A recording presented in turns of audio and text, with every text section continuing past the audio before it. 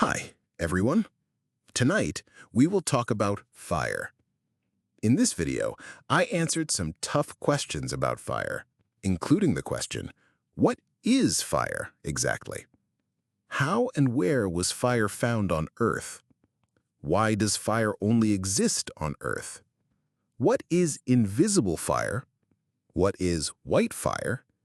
Why do we see so many colors in fireworks? Does the temperature of a fire depend on its color? Before the video starts, please like this video and comment on what time it is now and where are you from. I'd love to know. Now, what is fire exactly? Combustion, the process that causes fire, is a chemical reaction. It occurs when oxygen and a fuel, such as gas or wood, react rapidly to produce heat, light, and gases like carbon dioxide and water vapor. Hot glowing gases and occasionally microscopic soot particles combine to form the bright flame you see. These gases can even turn into plasma, which is the same state of matter found in stars if it becomes hot enough.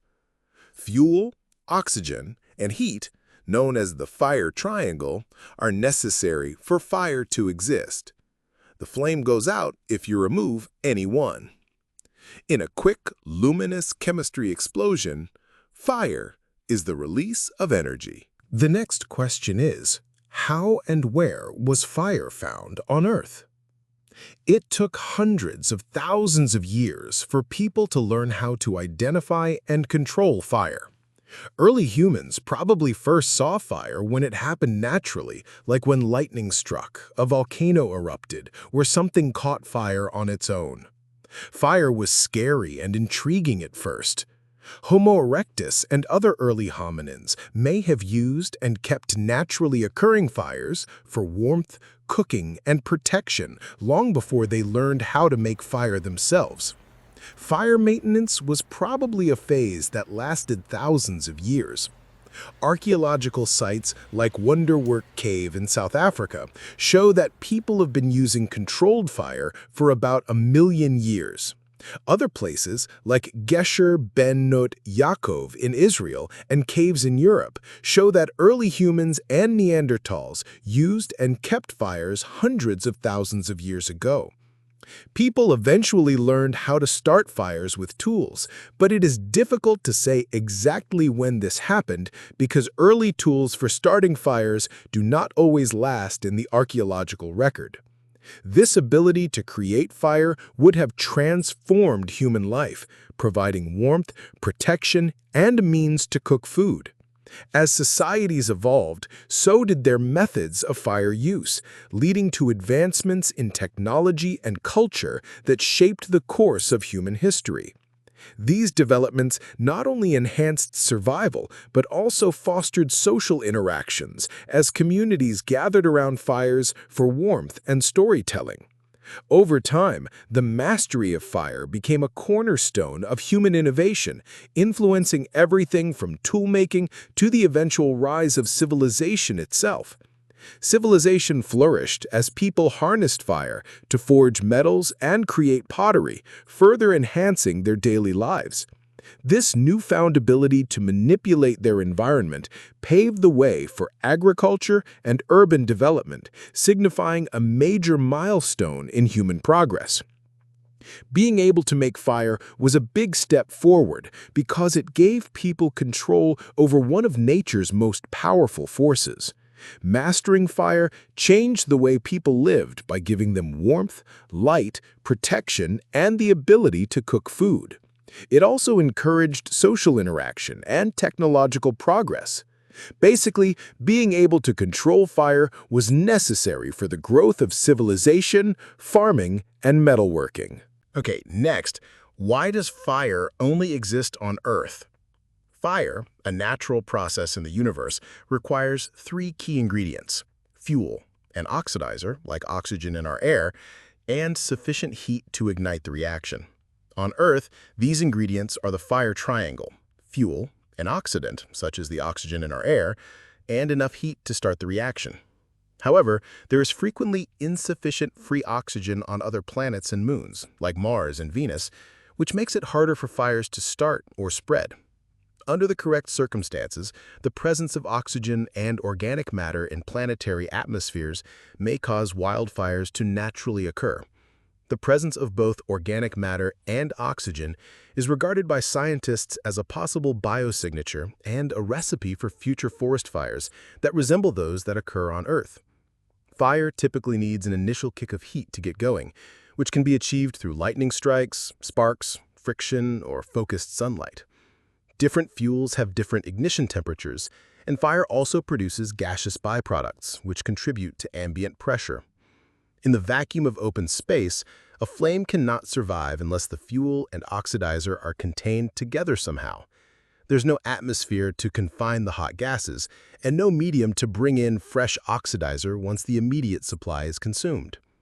In conclusion, the must-haves for fire include a combustible fuel, a ready supply of oxidizer, an ignition source, and an environment where reaction products can form without dissipating too quickly. These conditions are common in our homes and forests, but they may not be found elsewhere in the universe. Natural fires on other planets require an atmosphere with a high-energy oxidizer, such as oxygen. Earth is the only known planet with substantial free oxygen in the air, which is largely due to life. If we discover an exoplanet with a similar oxygen-rich atmosphere, it is reasonable to assume that combustion could happen there, such as lightning igniting dry plants and causing forest fires, just as on Earth. However, detecting a wildfire on an exoplanet would be extremely challenging with current technology, and so far we haven't observed anything like that directly. In our solar system, no planet or moon has a blanket of oxygen to allow wildfires. Mars has almost no free O2, so even though Mars has some carbon-rich dust and perchlorates in the soil, there isn't enough oxidizer to keep a flame going. Jupiter, Saturn with a lot of flammable fuel but almost no free oxygen to serve as an oxidant, and other gas giants are primarily composed of hydrogen and helium.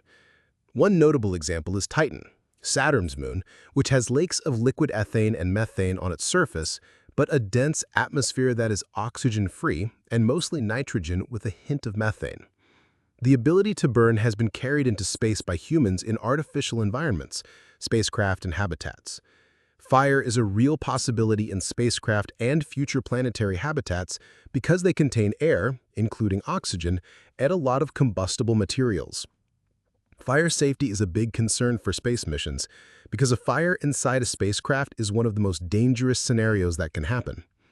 Space agencies have used controlled fire experiments in microgravity to better understand and prepare for such threats. NASA has conducted the Sapphire experiments to study fire growth in a spacecraft-like environment, allowing scientists to observe a sizable spreading fire in microgravity for the first time. The data from Sapphire showed how flames spread over different materials in low gravity and how much heat and smoke they produce, which is crucial for designing future spacecraft safety measures. Fire is a chemical reaction involving electrons shifting around atoms and making new molecules. Plasma, on the other hand, is a state of matter, basically a hot ionized gas where atoms are torn apart into free nuclei and electrons. A flame can contain plasma, but its energy comes from chemistry, fuel reacting with oxygen. Pure plasma events like lightning bolts or electric arcs don't consume a fuel to keep going. They're driven by electrical energy. Stars are not on fire in the combustion sense. The sun is a giant sphere of plasma heated by nuclear fusion in its core, which releases tremendous energy. Traditional fire couldn't exist in the sun because any normal atoms there are ripped into plasma and the temperatures are far beyond the ignition points of any chemical fuel. In contrast, fire on Earth tops out at a few thousand degrees Celsius in the hottest flames and is limited by the chemical energy stored in molecular bonds. So far, we have no confirmed sightings of natural fire anywhere off Earth, as there are no oxygen-rich atmospheres beyond Earth. If we discover an exoplanet with Earth-like air and dry land, it's a good bet that lightning or lava there could ignite whatever burns, just as those forces spark wildfires here. Fire is fundamentally a chemistry phenomenon, and chemistry doesn't care whether it's happening in a California valley or on a distant world. Humanity has already made fire exist elsewhere through spacecraft and experiments, such as astronauts lighting candle-like experiments in the ISS or engineers testing a rover's descent engine on Mars. These instances required creating a little bubble of Earth-like conditions, bringing fuel and oxidizer together at a suitable pressure, confirming that fire could exist anywhere in the universe if the conditions are right. Let's take a moment to understand what is invisible fire. An invisible fire is a flame that is hard or impossible to see without help. It happens when a fuel burns very cleanly, making very little soot, smoke, or light that can be seen. For example, flames from burning methanol, ethanol, or hydrogen can look faintly blue or completely clear during the day. Even though they are hard to see, these flames are very hot and can cause serious burns or fires. They are very dangerous in labs, on racetracks, and in factories. Infrared or UV sensors can find invisible fires, but they often need extra safety measures because they cannot be seen. What is white fire? A bright white flame, called white fire, means that the fuel is burning completely and at a high temperature. When the flame temperature goes above 1400 degrees Celsius or 2550 degrees Fahrenheit, it makes a full spectrum of visible light with excitation particles across all color frequencies that blend into a bright white glow. When magnesium, acetylene, or hydrogen-oxygen reactions happen under high pressure, they often make white fire. People do not see it frequently, but it is common in metal cutting, welding, fireworks, and aerospace work. Because it burns so hot, white fire is useful for industrial processes that need to quickly heat and melt metals. When working near white flames, it is important to protect your eyes and skin from the heat. In short, white fire is a rare but scientifically important event that shows how well and at what temperature things burn. Why do we see so many colors in fireworks?